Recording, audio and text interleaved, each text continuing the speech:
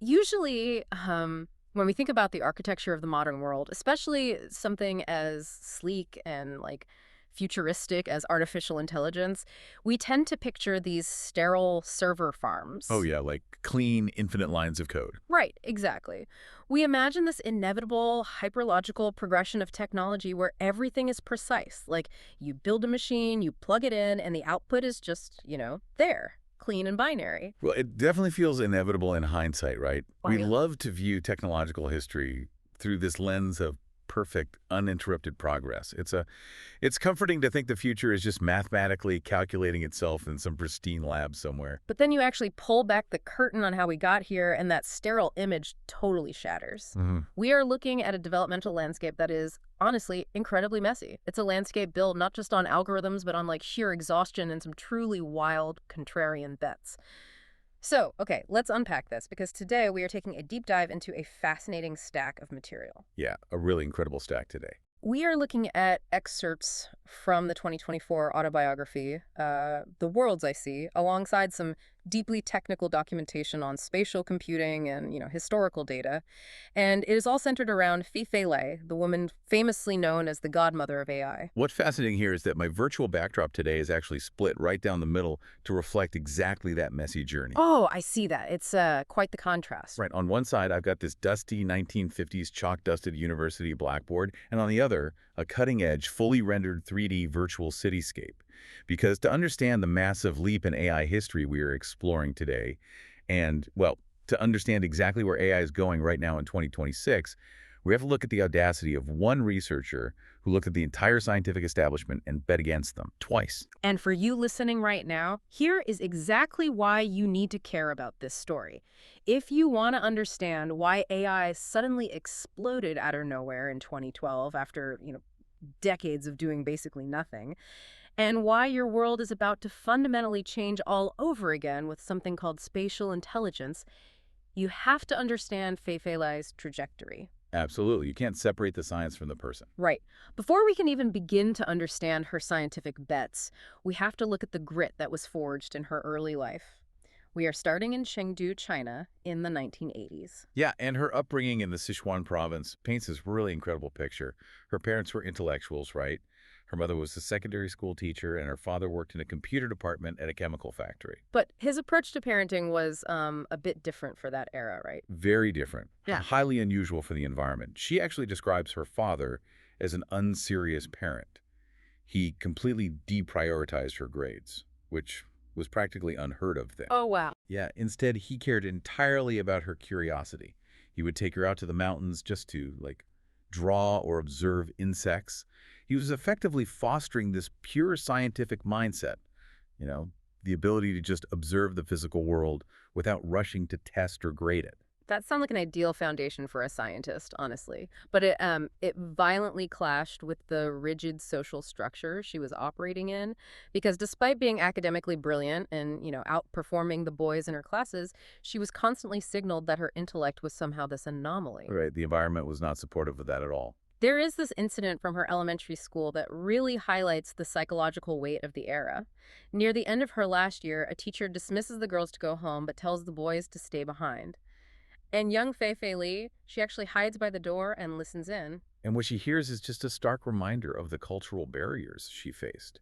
The teacher's actually berating the boys for getting lower test scores than the girls, but the justification he uses is completely backward. Wait, what did he say? He tells these young boys that, biologically, they are inherently smarter than girls. He then assures them that as the girls become teenagers, they will naturally lose their intellect, that their potential will fade, and their scores will just inevitably drop. I mean, I am trying to process the psychological weight of hearing an authority figure say that about you, Yeah. you know? It's like being told the game is rigged against you before you even step on the field, that your own biology is just a ticking clock on your intelligence. It's devastating. For a lot of people, that would crush Well, them. exactly. But instead of quitting, you decide to just buy the whole stadium. She seemed to use it as an intellectual callus. She certainly didn't fade. But her challenges were about to shift from cultural to deeply, deeply economic. Right, because of the move to the U.S. Yeah. When she was 12, her father emigrated to the United States to escape political discord. And then 4 years later, in 1992, A 16-year-old Fei Fei Lai and her mother followed him. They land in Parsippany, New Jersey, and the reality of the immigrant struggle just hits them like a ton of bricks. The contrast is brutal. You have a family of established intellectuals who are now crammed into a tiny one-bedroom apartment. Her mother is forced to take a job as a cashier in a Newark gift shop. Wow, from a teacher to a cashier? Yeah, and her engineer father is repairing cameras and is so exhausted that just making dinner becomes this immense nightly burden. And Fei Fei Li, at 16, speaking almost no English, is thrust into an American high school while desperately needing to help keep the family afloat financially. So she gets a job at this dimly lit Chinese restaurant in a strip mall. It's an off-the-books job paying, get this, $2 an hour. $2. It's just wild to think about. She is working 12-hour shifts from 11 a.m. to 11 p.m., basically whenever school isn't in session. Yet even in this pressure cooker, she finds a lifeline. A math teacher at Parsippany High School named Bob Sabella sees her talent. He spends his lunch hours teaching her advanced calculus. And it wasn't just academic support either. No, he and his wife actually lend her family money to buy a dry cleaning business so they can have some measure of financial independence. Which is incredible. And that dry cleaning business sets up one of the most remarkable dual lives in the history of science. In 1995, at age 19, she gets a full ride to Princeton University to study physics. Physics, right, because she wanted to understand the fundamentals. Exactly. She is drawn to physics because she wants to ask fundamental questions about the universe. But her weekends are grounded in absolute mundane reality. Wait, so she was running a dry cleaner while studying quantum mechanics? Yes, exactly. Monday through Friday, she is at Princeton doing quantum mechanics and advanced calculus.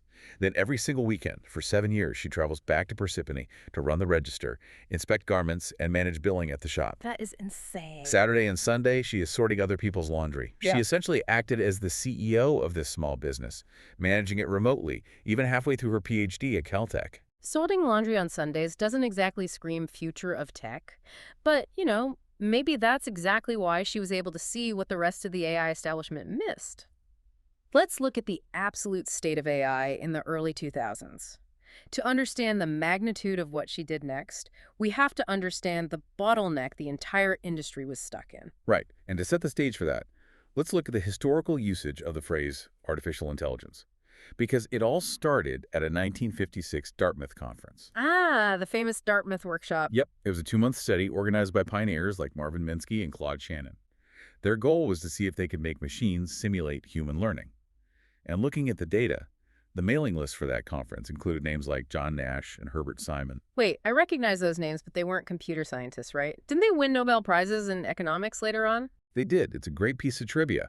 At the time, they were studying human decision-making and bounded rationality. The goal of early AI was highly cross-disciplinary. They thought if economists and mathematicians could understand how humans make decisions, they could just write the rules down and program a computer to do the same. Which sounds logical on paper. It does, but that rule-based approach eventually hit a massive wall. Right, the infamous AI winter. Interest peaks in the 1980s and then basically just collapses. By the early 2000s, the entire field is stuck. Researchers are working with these tiny data sets, maybe a few hundred images of dogs or cars. The absolute, unquestioned dogma of the field was that the algorithms were the bottleneck. Everyone thought we just needed cleverer math to teach a machine what a dog looks like. And this is where Lai's contrarian perspective changes history.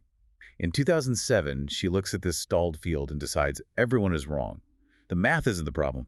The data is the problem. Here's where it gets really interesting. She argues that a child doesn't learn what a dog is by studying a mathematical formula. A child learns by seeing thousands of dogs in the real world. You can't teach a machine to see if you only show it a few hundred pictures. So she proposes building a data set of 15 million images. 15 million. I mean, her own mentor told her she had taken the idea way too far. Well, yeah, they thought it was a complete waste of time. Because building an atlas of 15 million labeled images in 2007, how do you physically do that? You can't just hire a bunch of undergrads to sit in a lab and click save as all day. It would literally take centuries. Yeah. She had to get creative. First, she harnessed Amazon Mechanical Turk. Oh, right. The gig work platform. Exactly. If you are familiar with it, Mechanical Turk is basically a massive online gig work platform. You can pay humies a few pennies to do microtasks, like looking at a photo and drawing a box around a cat. That solved the labeling problem. but getting the actual images was a whole different nightmare. The Google ban. This is one of my favorite anecdotes from the sources. They were initially downloading images from Google search, trying to scrape the visual world. In her autobiography, she recounts this moment where her colleague Gia tells her they've been banned. Yeah, because Google capped the number of requests a single user could submit to about 1,000 in a 24-hour period. Right. And Lynn asks how fast they are burning through the daily allotment. Gia checks the log file and says, about 9 minutes. 9 minutes. They were tripping the wire of the biggest tech company on Earth before they even finished their morning coffee. Okay, wait. If they burned through their limit in 9 minutes and they needed 15 million images, that math doesn't work at all. Did they just give up on Google? How did they actually get the data? Well, they couldn't rely on just pinging Google's front door over and over. They had to build sophisticated, distributed web-crawling scripts. They basically had to spread their requests out, changing IP addresses and pulling from across the entire internet to fly under the radar and scrape the volume of data they needed. That is some serious dedication. It was. They persisted, and they built it. They called it ImageNet. And in 2012, it triggered a revolution. A team of researchers entered a visual recognition competition using a specific type of algorithm called a neural network, specifically AlexNet, and ran it on the ImageNet dataset. Just to clarify for everyone listening, what exactly is a neural network doing in this context that older algorithms couldn't? Think of it as layers of pattern recognition. Instead of a human trying to write a rule that says, a dog has 2 pointy ears and a snout, a neural network looks at the pixels. The first layer just learns to recognize hard edges. Okay, so just basic lines. Right. Then the next layer learns to recognize shapes, like circles or triangles. The next layer recognizes textures, like fur. By feeding it millions of examples from ImageNet, the network essentially taught itself the visual definition of a dog by finding the statistical patterns. Overnight, AlexNet halved the existing error rate for machine vision. It was the big bang of the deep learning era. Every single computer vision product shipping today, from the software that reads messy handwriting on envelopes at the post office to facial recognition on your phone, it all traces its lineage back to that exact data set. Geoffrey Hinton, who recently won the Nobel Prize in Physics for his work on neural networks, and Fei-Fei Lai, they propelled this massive takeoff. She gave AI its eyes. But, and this is crucial, giving AI 2D vision is just giving it a flat picture. To truly interact with the world, a machine needs to understand physical reality. Which perfectly sets up her second massive contrarian bet. Because right now, all anyone talks about is large language models. LLMs, we have AI writing poetry, passing the bar exam, coding software. Why on earth does Lee think something called spatial intelligence is a bigger deal than language? If we connect this to the bigger picture, it all comes down to evolutionary math. Human language, as complex and beautiful as it is only about 500,000 years old. So relatively new. Exactly. It's a very recent software update in the grand scheme of biological life. But the ability to see and navigate 3D space, that triggered the Cambrian explosion. Yeah. Animals in the oceans have been navigating, hunting, and thriving in 3D space for 500 million years. 500 million years! Wow! So if a language model is like an incredibly well-read librarian who has never stepped outside, spatial intelligence is giving that librarian a physical body and asking them to navigate a crowded street in rush hour. It requires a completely different understanding of reality. There's a great way to think about it. Language is abstract. Spatial awareness is survival. Lai's intuition is that true intelligence requires a physical atlas of the world. It requires an understanding of depth, geometry, occlusion, knowing that an object still exists even when it's hidden behind another object. Right, like object permanence for machines. Yes, exactly. She is betting that spatial intelligence is the real key to unlocking the next tier of AI. And when Fei-Fei Li makes a bet, the tech sector pulls out its checkbook. Let's look at her startup, World Labs. The numbers in the sources are staggering. 4 months in, they raised $230 million at a $1 billion valuation. By February 2026, that valuation shot up to $5 billion. It's massive. But the money isn't even the most interesting part. It's who is giving her the money. Both AMD and NVIDIA wrote checks. Which never happens. Exactly. That investor list is pure validation. AMD and NVIDIA are the two fiercest rivals in the chip-making world. When both of them fund the same startup, they are sending a massive signal to the market. They are essentially acknowledging that spatial computing workloads are the inevitable future, and they absolutely cannot afford to miss it. It's not just the chip makers either. Autodesk also dropped $200 million and signed on as a strategic advisor, planning to integrate this directly into 3D design and CAD workflows within 18 months. Let's break down what this actually looks like technologically, because in April 2026, World Labs released a platform called Spark 2.0. Right, their big release. And the documentation says it relies heavily on something called 3D Gaussian splatting and WebGL2. Wait, 3D Gaussian splatting? That sounds like a messy paint job. How is that functionally different from the standard 3D polygons we've had in video games for decades? That's actually the perfect distinction to draw. Historically, if you wanted to build a 3D environment in a video game, you built it out of rigid, solid triangles, polygons, and then slapped 2D image textures on top of them. Right, like wrapping a wireframe. Yes, Yeah. but calculating how light bounces off millions of rigid triangles is incredibly computationally heavy. It's why rendering a photorealistic city would instantly melt the processor on your phone. Gaussian splatting abandons the triangles completely. It builds the world out of millions of soft, overlapping, mathematically defined spheres of light and color. Wait, so instead of calculating hard geometry, the computer is just blending these soft spheres of color together to create the illusion of a solid object. Exactly. It is far simpler math for a graphics processor to handle. Because of that, Spark 2.0 can stream massive 100 million plus splat worlds seamlessly right in a standard web browser using WebGL2. So no crashing your browser. Right. It only downloads and renders the specific parts of the world you are actively looking at. If the old version was like staring at a 3D photograph, Spark 2.0 is like dropping you into an open-world video game. It's not just a high-res photograph, it's a fully navigable physical space. And when you look at their new generative model called Marble, the difference between this and current AI video generation becomes obvious. Because compared to this, drawing pictures with LLMs is kind of child's play. Current AI video generators are basically faking depth. Well, absolutely, they're just guessing pixels. Right. They generate a video frame by frame, just predicting what the 2D pixel should look like next. It's an illusion. But Marble generates actual geometric space. If you generate a virtual room and put a virtual coffee cup on a virtual table, and then you turn your digital camera away, that cup is still there. It has permanence. Yes. It has physical laws applied to it. It's the difference between a machine memorizing a painting of a house and a machine actually understanding how to walk through the front door, navigate the hallway, and know that the ceiling won't collapse. We are teaching machines the physical constraints of reality. But, giving machines an unprecedented understanding of our physical 3D world brings immense power. We are talking about machines that can navigate our physical spaces autonomously. That's huge. It is. And it raises an important question about how we steer this technology. Which brings us to Lai's most crucial ongoing mission. She isn't just a technologist. She is an incredibly vocal advocate for human-centric design. She's the co-founder of the Stanford Human-Centered AI Institute, right? HA. Okay. Yes, HAI. Her core philosophy is clear. AI is made by humans, for humans, and it absolutely must empower humans rather than simply replace or surveil them. Well, she grounds that lofty ethical goal with a specific real-world application from the sources. A prime example is her pioneering work using computer vision to monitor patient safety in intensive care units. It's a brilliant application. Right. So instead of some abstract Terminator scenario, she's looking at using computer vision to make sure a nurse washes their hands or alerting staff if a fragile patient has slipped out of bed in a way that might cause injury. She ensures the tech she created is used to protect the fragile. It is exactly that protective, human-first approach that earned her the nickname Godmother of AI from her lab. She became the mother of her lab, nurturing the ethical framework surrounding the tech just as fiercely as she nurtured the science itself.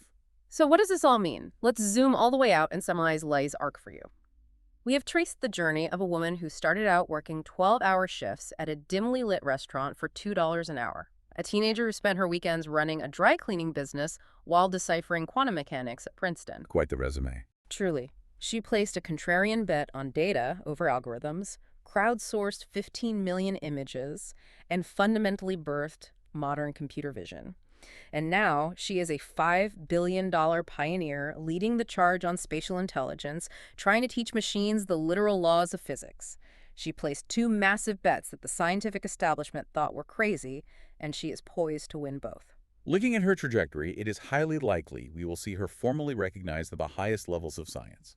The forecast from the sources is that at under 50 years old, she is a lock for the Turing Award, essentially the Nobel Prize of Computing. And given that her previous collaborator, Geoffrey Hinton, just won the Nobel Prize in Physics, it's entirely possible she follows in his footsteps within the next decade. That would be incredible. It really would.